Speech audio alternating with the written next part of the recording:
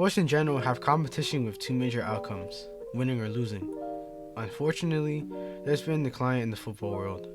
Manchester United and Tottenham in the Premier League in the bottom half of the table, Borussia Dortmund not doing so well in the Bundesliga, even historical clubs like Deportivo de La Coruña that won La Liga, and the prestigious Bordeaux that went bankrupt. We will dive into how football can be harsh, with the decline that has occurred in recent years. But who knows, maybe there can be change in sports generally to compete at the highest level and restore what has been lost over the years.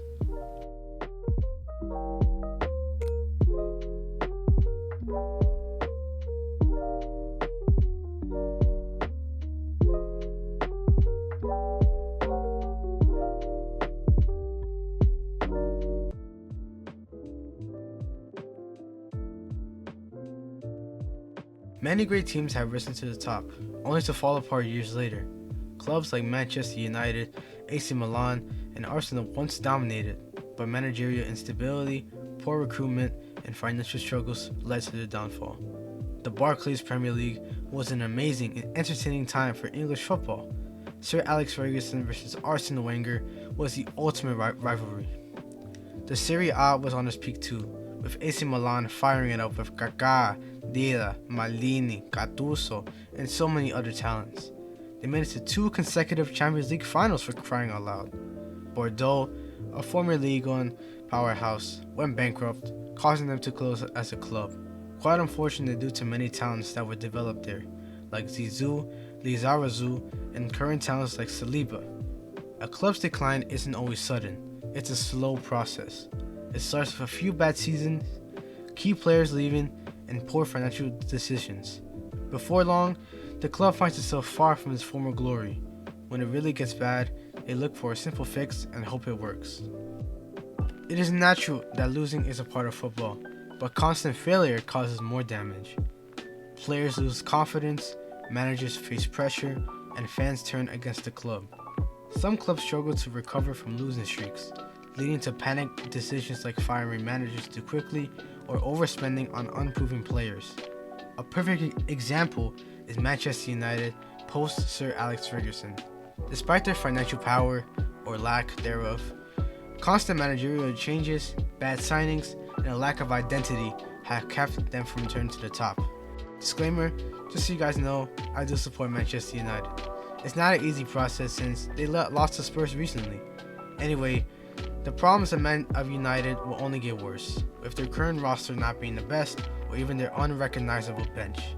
This will only get worse with Ineos and the Glazers in charge, overpaying for players and cutting jobs to make money, or save money. Let's hope for the best for these clubs that struggle, even if we fans dislike each other as rivals. With the modern game of football, it is physically demanding, and injuries can ruin a team's season. When key players get injured, replacements often struggle to fill the gap. Go back and look at Arsenal's injury crisis in the 23-24 season that hurt their title chances.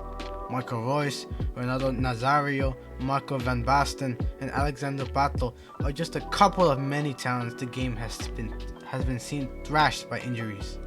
Or even look at Manchester's Rodri this season, the only person that had the courage to speak on the problem. His Ballon d'Or can be controversial, yes, but it shows how key he is to this city side that are in the injury crisis.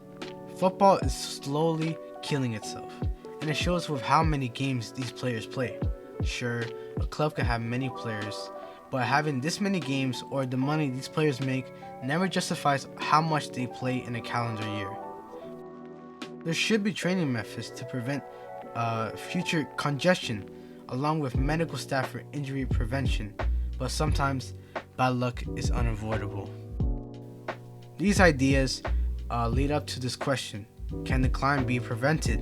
Why, yes, it can. There needs to be smart management where clubs need long-term vision instead of quick fixes. Look at Liverpool. After Jurgen Klopp, he built a strong squad with patience and smart signings. Arne Slot is thriving with this Liverpool side, on top of the Premier League, already in the round of 16 in the Champions League. But also, you need better recruitment. Avoiding overpriced players and focusing on team balance is key. Look at Brian and Brentford that mastered scouting unknown talents and turning them into stars. Moises Caicedo, developed in Brighton and bought for £115 million by Chelsea, being one of the key players in Chelsea's rebuild and fight in the top four. A need for investing in medical staff, rotating players, and managing workload can help avoid injury crisis. It sounds easier said than done, but having academy talents can thrive in the first team can be important for resting starting players who need a break from all the games they can play. Importantly, fan and club unity is necessary when clubs communicate with fans and have clear goals. Support remains strong even with these tough times. Look back to when the European Super League was introduced. These fans protested because it hurt the beautiful game. Sure, the Champions League in the modern day is similar, but there's more competition and fairness for other smaller clubs to compete against powerhouses.